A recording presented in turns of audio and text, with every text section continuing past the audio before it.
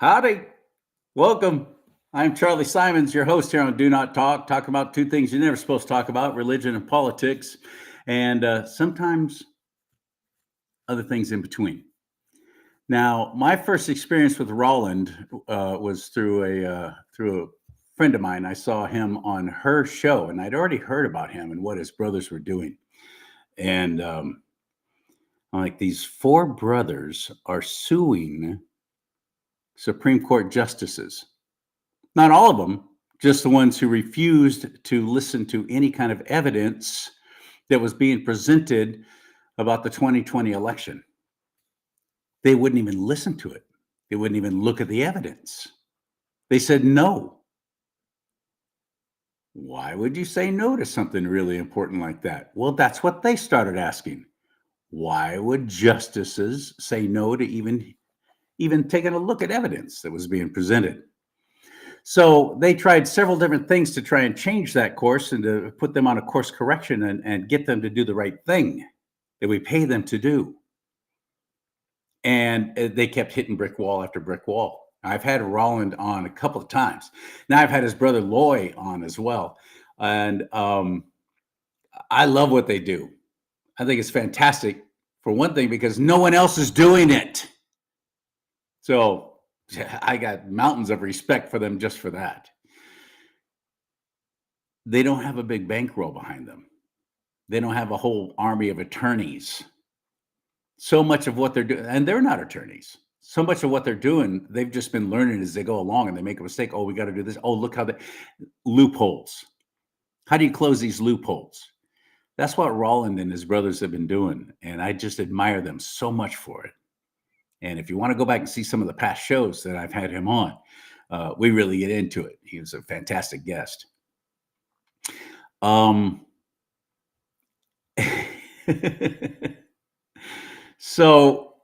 one of the first things I'm going to ask him about is what's the progress on it? Because it's my understanding that they saw light at the end of the tunnel, and then that light went out. So I'll let him talk about that.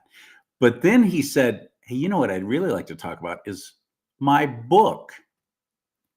Well, anybody who writes a book, automatically, I'm thinking, all right, that's pretty dang cool. I'm impressed if anybody even writes a pamphlet. I think that's pretty cool. He's written a book, but it's not about politics. And it's not about what's going on with their battle with the Supreme Court justices, some of them. It's about love. Well, all right, buddy. As a matter of fact, here, let me show you a little bit of it right here. Here's what the book is called. How to Win Her Back. How to Win Her Back. What does that entail? Well, let's see. Even if she doesn't want you back. How to win her back, even if she doesn't want you back. And then the very first, I don't know if you can read that there. But one thing I'm interested in that is, it's been my experience that women, for the most part, and let's get them in here right now. Hello, Roland. Hello, my friend. I haven't seen you in a while. It's nice to have you back on Do Not Talk again. Welcome, my friend. How you doing, Charlie? I'm borderline amazing, as always.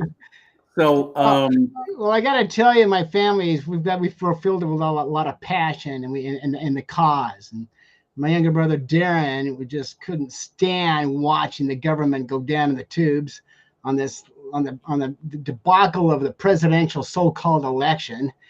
And I don't know if you've seen a lot of you have seen the Kamala Harris and the Trump debate, but what I want to talk about real quick here is an introduction to this. My book, okay, is the J.D. Vance Kamala Harris. Okay, now the fact checkers, the people asking the questions, they're telling J.D. Vance that there was no evidence. The judge says there's no evidence there was any kind of a fraud going on when it comes to the election. And that they were supposed to, all the delegates from the states, all the Congress people were supposed to come and certify the election.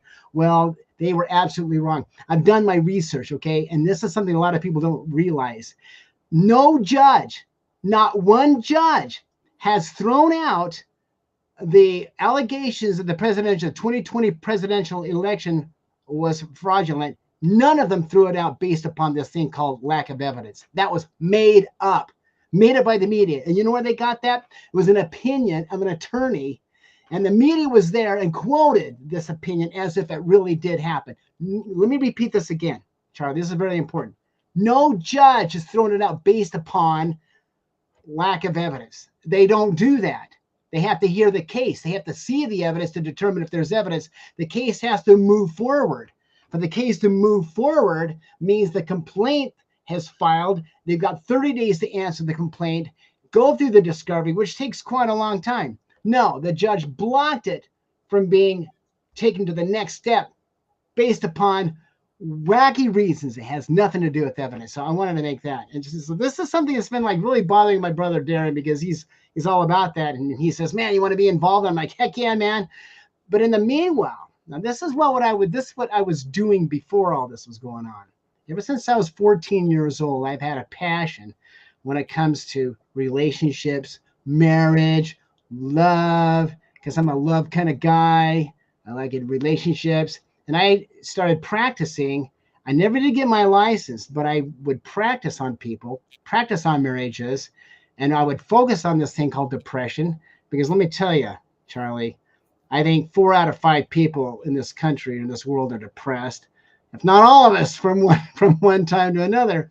And when you walk into the doctor's office, you say, I'm depressed, the first thing they want to do is give you a pill, right? So I'm going to talk to you about that. So I'm talking to my buddy here, Charlie, right? Charlie says, hey man, let's talk about what's going on. I'm like, yeah, well, let me tell you what I've been doing in the meanwhile that's behind all the happiness of this world, because I want the world to be happy. You know what I mean? It's like, Charlie, can you think correctly if you're depressed? Can you? No. Can you make sense of stuff if you're depressed? Well, a lot of us don't know what's actually causing us depression. A lot of it comes from relationships. So let me ask you the big question, Charlie. Okay. Oh wait, I forgot to tell you. The lawsuits that we filed in the U.S. Supreme Court can be recalled. We've actually empowered by law the U.S. Supreme Court justices that they now can, if they want, pull up any of our cases and follow through with it. Before they couldn't. The U.S. Supreme Court justices are tied unless they get a document on the table that qualifies them to make such wild and drastic moves. And there are a lot of people who are like, well, I think they've decided behind the scenes. I've had a lot of people ask me, do you know what's going on? Have they decided and not let anybody know? Is there an NDA? Have you guys signed some sort of an agreement to silence you? Well, officially, I have nothing. I have no comment on that. Okay, if they've decided to bring it out and execute it and follow through on it, well, you just have to watch and see. Okay, because I know nothing. Officially, I know nothing. Okay, so I just want to say that. But in the meanwhile. You mentioned something that not a lot of people know. They might not know what that is. You said NDA. That stands for non-disclosure agreement, and they use that in courts a lot to shut people up. They tried to do it to Trump, as a matter of fact, that whole debacle in New York and Georgia. NDA, non-disclosure, can't even talk about it, and that's how they hide. People are asking me, and it's like, they're gutsy. They're like, did you sign an NDA? And I'm thinking, well, if I did, would I be able to tell you? Exactly. Of course, you're familiar with Mike Lindell, true patriot, put it all on the line. And I'm very glad to be part of his company, mypillow.com/Lee, mypillow.com/LEE. Yeah. He had all of his products pulled off his stores by the big box stores and everything else because he dared to say there was a serious problem with the election. And guess what, by the way, unlike Adam Schiff, I really actually do have proof. Yeah, but he couldn't get the courts to look at it, or even same thing you were up against. That's what he's been doing. He put his fortune on the line with all this. You don't have a fortune to put on the line. You guys have been doing the work yourselves. Well, we're already broke. Yeah, I'm sorry about that. I really am, because you're a hero. As far as we sacrificed everything we had for this, but you did. But Mike Lindell, it's my understanding, was able to get it before the Supreme Court, and I haven't heard any results of it. Have you? No, not yet. But give it time. You know. Now, at this point, of course, what difference does it make is probably most people's next question. What difference does it make? I want to make sure it doesn't happen again. That's what difference it makes. It is too late for Biden and to end that debacle and all that happened and that catastrophe that piece of horrible man brought down on us in so many ways is the worst president this nation's ever had. Well, second worst, Obama, who's really calling the shots anyway. Bathhouse Barry. But I want to tell you something positive about Obama. Okay. His charisma. He's a snappy dresser. What? Oh, yeah. He knows how to talk. He knows how to walk. And I knew he was going to be voted president just by looking at the bookstore. All of a sudden, there was like this new book that came out from some senator. I'm like, oh, there's our next president. Yeah. So Mike Lindell and you guys, but you haven't met, you haven't coordinated, you haven't put any of this stuff together and working together on this. I'm surprised by that. I'm actually, I wish that he would. Well, there are different arguments and different passions, you know. I mean, we were the ones that first started out with this thing called lack of investigation. We were the first ones that did not claim that there was fraud going on. We were just claiming there was something that was obvious, something that everyone witnessed. I mean, the justices witnessed a crime, which is, hey, there's allegations that there's an enemy coming into our gates. And what should we do about it? Oh, how about we vote not to investigate it? Now, that was an obvious, clear, not in the gray area crime. And we went for that. That's why we went for it. So I'm going to tell you why we supposedly got denied. Okay. And this, I've seen this a lot, is because if they would have granted us, if my district judge here in Salt Lake City would have granted that this go forward, are you kidding me? This is like what we want to have happen is extremely drastic and threatening and scary to a lot of people. And the judges, they're not gonna go to bed doing that. You know, they're not gonna give up their life for this. But it's not over yet. But are you ready for my question? Yeah. In the meanwhile, okay, here I am wanting to make a difference in the world, always wanting to make a difference in the world, wanting to help people out with feeling better about their life without having to take a pill.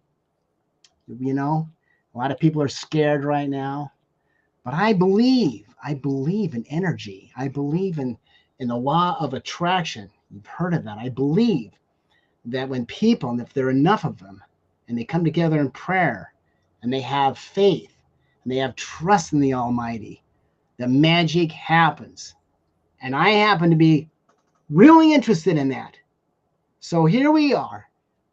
The most critical part of our life has to do with relationships. Relationships.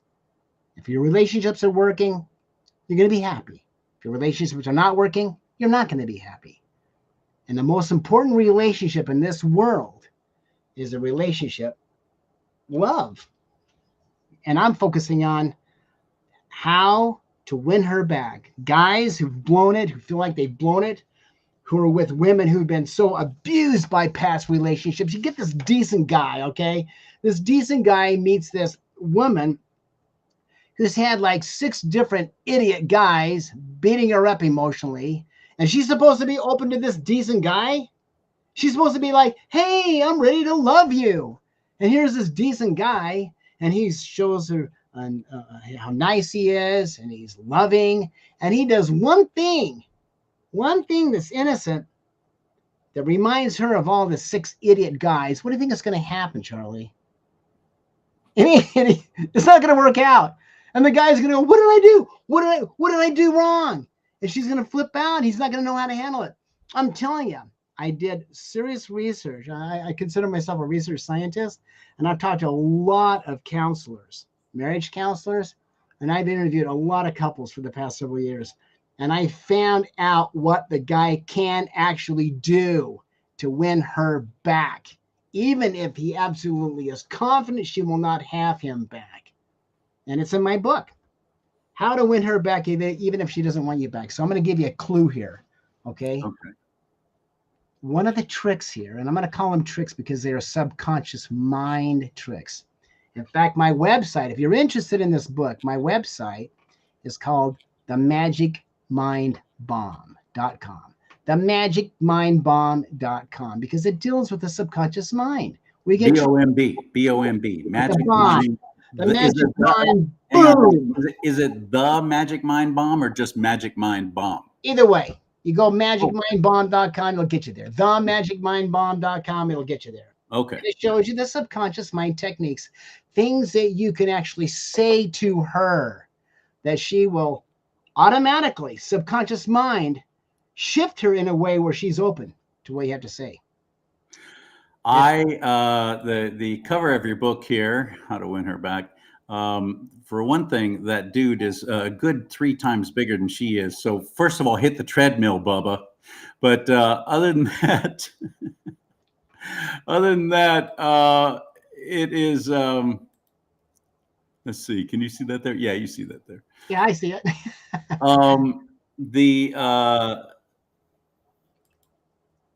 The thing I've heard from a lot of women, and it's almost like a badge of honor for them to say this.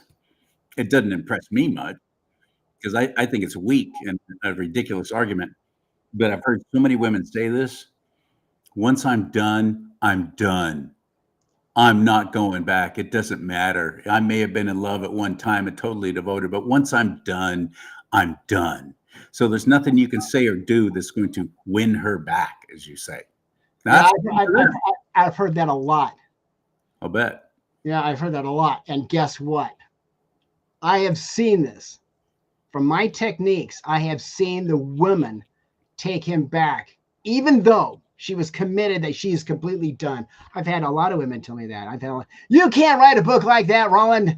You're going to offend a lot of women. Well, the book is written for guys, okay, of what to do, what to say. Now, the book will change you. If you're really an evil person, you know, that doesn't deserve your woman, right, the book, just by reading, will cause you to throw it to the side and forget about it. It's psychologically built. I've designed this psychologically that you have to really authentically want her back. Not you want her back to cover up your ego, not because you feel rejected. There's a lot of guys like that. You know, they want the woman back because they feel bad about themselves. And if the woman wants him back, then he can feel good about himself. No. This book will actually cause that person to go, I don't like this book. But because it's psychologically written, it's designed for the psychological mind. So there are triggers. The person is sincere with her back. That's all there is triggers. I go after the triggers. And I'm going to tell you one trick, okay? I'm going to give you a bone here, okay? It's part of it is helping her grieve. Now think about that.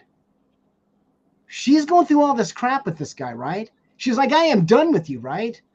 But what's going on? Part of what's going on here is she is attempting to grieve about him and not being able to do it, and doesn't know how, and doesn't know that she needs to grieve. This book right here shows the guy exactly what to do to help her grieve about him. And when she's done grieving, she's going to see him differently. She'll trust him more. And for him to actually go through the process of helping her grieve, it's going to shift him. Because what's really great about this book is that while the guy is reading this, while he's reading it, it's psychologically changing him from who he used to be. And I knew how important this was. And I knew that was going to be a big challenge. I'm like, you can't fake it by the end of this book. This book, I've got to design it in a way to, by the time you finish reading it, the guy, if he's sincere about winning her back, is not the same guy that was before. And what has changed him? His perception has changed him, which is the most powerful change a person can have, is if they see things different than they've ever seen. That's why arguments never work unless the person sees something they've never seen. And that's empathy. That's empathy. There's sympathy, but then there's empathy. Empathy is actually putting yourself in their position. How must they feel? And actually putting a little critical thought into that. Is that what you're Yeah, talking about? yeah, and yes, exactly what I'm talking about. The question though, here's the difficult thing is how do you do that? See, because there are a lot of books out there. It's like, oh, but show understanding, be kind, be nice, be sensitive. No, no, that's vague, ambiguous, and it ain't gonna work. You have to like exactly word for word. I even got scripts based upon categories of exactly what to say, exactly what to say that will cause her to go, huh? For example, there's this thing called arguments, contention, right? Right. Well, in my book, I've got a place where that if there's a contention going on, exactly what to say that will actually cause her to listen. There's actually a way to do that. Okay. What you do is you pull it out of the argument, but you cause her to go, huh? Now what? I'm curious. And it's the power of curiosity that you create. And I show exactly how you do that. Okay, so here's another question that comes from my book, okay? And I'll be blown away if you can answer this, because nobody can. Nobody's been able to answer except me for me, because they came up with it, okay? The most important thing to a person. What do you think is the most important thing to a person? Go for it, Charlie. Take a chance at the high school dance. Take a chance. Oh, I can't hear you. I can't hear you. I lost you. The most important thing as a man or as a woman? That's to anybody. Okay. For a woman, I do believe the most important thing, bottom line, ultimately, everything boils down to security. How secure does she feel? Does she feel safe? Does she feel like you're not going to abandon her? Does she trust you? Trust and security. Oh, you know what? You're really close, but not quite. But it But covers not that. quite. Not quite. Okay, we've got a question here. The name of the book is How to Win Her Back. Even if she doesn't want you back, you find it on the magicmindbomb.com. Okay. Now, okay. Here's the answer, okay? And you cannot refutate this, which includes what you just said. The most important thing to a person is how they feel about themselves. How they feel about themselves. Now, let's just say that there's going to be a flood coming and you're going to destroy your house like the people in Ashland, okay? Horrible, okay? But you know what's coming, okay? Yeah. Did you realize that at that moment, the fear and all that is actually derived of how they feel about themselves? Is deity going to allow them to die? Are they valued? Did they feel that that their lives are worth a miracle? How you feel about yourself is the most important thing on this planet, but most of us ignore that. And guys, when they're in a relationship with their woman, okay, they forget that. We want to be smart. And here's what's crazy. Here's the most common thing that a guy will do to try to get his woman back. He'll try to reason with her. He'll try to convince her. You mean like, oh, I'm in love with you. You speak the power of reason. I see that I'm wrong and that you're right. Yeah, that's right. Magicmindbomb.com. You got it. Well, this right here, the techniques that I'm showing here, preserves her self-worth. When you're in a conversation, this is another trick, okay, that I explained. When you're in a conversation, when a guy is in a conversation with his woman, and she starts to feel bad about herself, I don't care how right he is. I don't care how much truth he has piled up together. I don't care if he has a crystal ball. I don't care what power of reasoning he has. I don't care if he's consumed with the power of truth. If she feels bad at all about herself because of what he's saying, she will not hear anything else he has to say. She may look at him like this, but she ain't going to hear a thing. And he's gabbing away like, I'm all right. And she's like, well, you made me feel crappy about myself. So I'm out of here, baby. I'm out of here. All because of that. Okay. Now, there's another part of the book which shows that if the guy wants to convince this woman of something, wants to convince her because he knows that she is wrong, okay, then there's actually a way to do this. So I think I've got some women listening here, okay? But the trick, and I like to use the word trick because these are tricks of the subconscious mind, okay? The trick is you interrupt her with just one simple thing, one statement, and you shut up. You shut up. One statement. All he has to do is say, I actually disagree with that. And then just look at her. Now she's going to start talking. She's going to keep talking, right? But she's going to keep looking at her, right? Every time she's going to slow down, stop, and go, what are you talking about? What do you mean? You know why? Because it plays into her curiosity. The power of curiosity will disengage you from what you're doing more than anything else. And I use this technique in my book. But guys are too anxious. They're not patient enough to go, I disagree. What they want to do is, I disagree, blah, blah, blah, blah, blah, blah, blah. You're wrong, I'm right. You're wrong, I'm right. And it doesn't go anywhere. It doesn't go anywhere at all. Okay. Now, when it comes to arguments, like politics and all that kind of stuff, have you ever experienced someone when you're arguing with them going, well, B, I stand to be corrected. I'm so glad you showed me the error of my ways. Have you ever experienced that ever? Oh, very rarely. How about never? No. I wish, but you're right. They're so embroiled in their conversation and what clever, brilliant thing they're going to say next and retort. They're not actually listening to you. It starts there. No. You want your opponent to listen to you. Okay. So if the guy really does believe that what his woman is saying is wrong, if he wants to respect her, which is a huge word, respect, he's going to politely say, I disagree, and then shut up. Wait for her to invite you. Wait for the invitation. Just sit there. You don't have to do anything. And if she keeps talking and all that kind of stuff, you want to raise the bar on more curiosity. You say, would you like to know why? And then shut up. Don't say anything. And I guarantee you, she's going to say, all right, you got me curious. Why?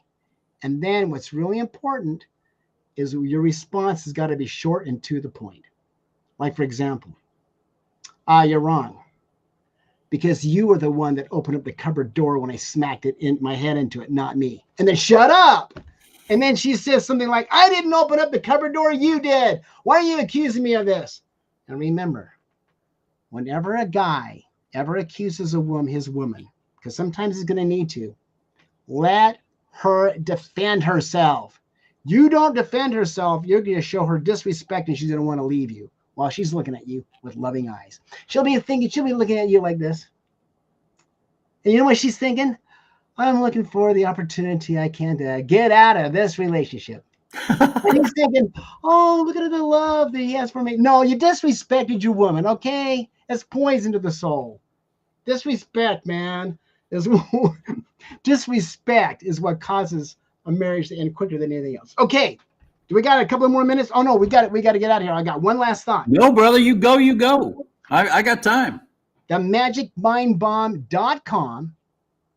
The book, How to Win Her Back, will show you exactly what to say to win your woman back.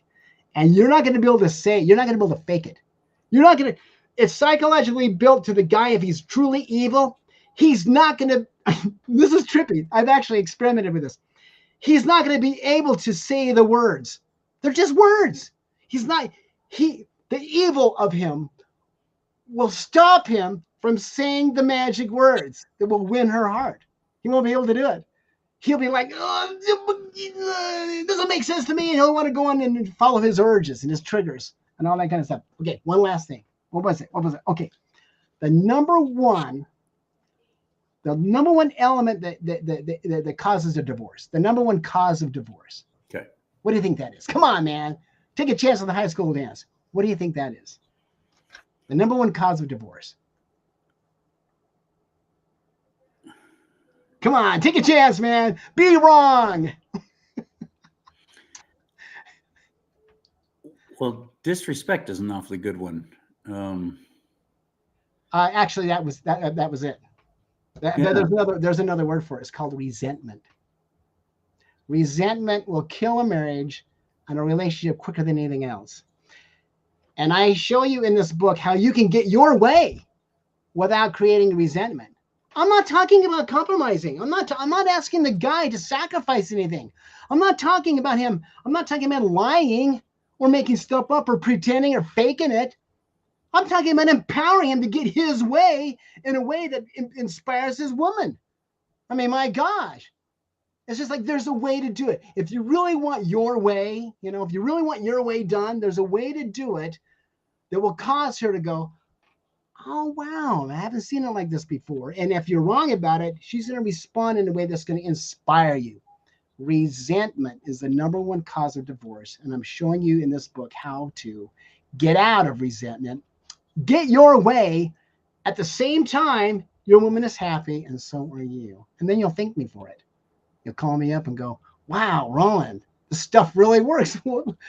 I didn't make this up. I've been studying this for years. I wish I went through the worst year of my life. Seriously, the worst year of my life was 2017 when I went through a divorce of someone. And we had the kind of marriage that people were like, man, what a dream marriage. You two are so great. And you're this and you're that. And when it all went upside down, I was literally seriously caught by surprise. I didn't want it. I tried to reconcile so many times. And every time I got together with her, I'm now remembering back on things that I said and my responses and so on. I mean, the first time she agreed to meet with me, I sat there and I said, I opened up the conversation with, you suck at communication. You're now hitting me with all these things. And to this day, I seriously sitting here right now, don't know what was the problem. What were the big problems? So I'm going to sit here and listen to you and you just go ahead and unload. Well, can I give you a bone of what you could have done? I'm not going to try and defend myself. And she proceeded to do exactly. No. There's a way to defend yourself. I mean, you can keep your backbone. You don't have to compromise. Well, I didn't lose my backbone. I just said, I'm going to sit back and just let you unload. What are all the things that you've been harboring resentment over? Oh, you actually said that to her? Yeah. What happened? And it happened. And it was at least a good long ordeal of me hearing about how terrible I am and all the bad things. How did you respond? Let me think about it and let's get together again. And what happened? There were several times that I really thought she was going to change her mind and not go through with the divorce. Several times I walked away from it going, that was great. This is excellent. She's not going to do it. She's not going to still go through with it. And I was stunned when I got the divorce papers in November of 2017. And there it was. It was done. It was a done deal. And at that point, nothing I could do about it. Nothing I could say. It was done. I have one regret about your story. I have one regret that you didn't write your book sooner, because if I would have read it, I might have been able to handle something. Well, I guarantee you, I promise you, if you would have had my book at that time, it would have changed everything. I'm really sorry that you didn't. I'm sorry, because your situation is common. Even if the guy wants to work it out, he doesn't know how. We haven't been taught. Guys have not been taught how, and we've got a lot of guys who want to, like you. They have the desire. That's a good start, but they haven't been given the tools of what to say. You know what I mean? And the woman is hungry for the love of the man that she's about to beat up. She doesn't realize this. She's actually grieving. Her heart, every woman, especially if the marriage has been a long one, who is angry at the guy and wants to end it, she is brokenhearted over him. Brokenhearted. But all you see is anger on her face. You've been bad to me. You've been evil. But she's sad underneath it all. Guys don't know that. They don't know what to do. I'm just really sorry to hear that, man. But I hope maybe my book can save a lot of people. I hope so too. There were, just to throw this out though, for any man who's thinking, well, if Charlie, look what Charlie went through, so why even try? There were extenuating circumstances, and it had to do with physical things that she went through, illness, year-long illness, what she went through with surgeries and losing cancer and all these scares, health scares, really changed her and made her angry at the world. And it was already, I had one thing I'd noticed, and you mentioned about bad people before, and things that you do and say trigger her back to that. I said more than once, you realize you're making me pay for the sins of something that someone else has done. That's not even me. I'm not even that guy. Why would you think that that's how I think or that's how I react? I'm not even that person. You're making me pay for things that others have done before. How do you fight that? How do you combat that? Well, the thing of it is, you see, you're right, but how is she supposed to respond to that? Say all of a sudden, oh, you know what? You're absolutely right. Sorry, I did that. No, there's something going on inside of her that's so powerful, so strong. It's really what it is. It's nature wanting her to heal. That's why she can't take it back. That's why if you were to sit down lovingly and go, man, you are blaming me for all the past relationships you've had. You can do it so lovingly, it ain't gonna work. What's that gonna? It's not gonna make her have her go, oh wow, well that changes everything. All of a sudden I feel better. No, man, she's trying to grieve. She's trying to heal. The reason why she can't, can I tell you the real reason why women throw their guys out the door? The real reason? Nature wants them to heal. And nature's powerful. And the force of nature comes upon the woman saying, you need to live.